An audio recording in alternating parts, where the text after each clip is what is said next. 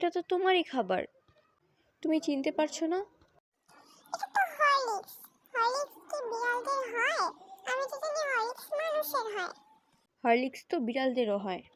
আর আম্মু আজকে এটা তোমার জন্য কিনে নিয়ে আসছে। কি? তোমার আম্মু এটা আমার জন্য কিনে নিয়ে আসছে না? একেবারে মিথ্যা কথা বলো না। এটা সত্যি সত্যি তোমার আম্মু কিনে নিয়ে আসছে আমার জন্য। ইম্পসিবল। আমি বিশ্বাস করি না। কারণ তোমার আম্মু একটা পচা। আমার জন্য কোনোদিন এইসব নিয়ে আসবে না তোমার আম্মু।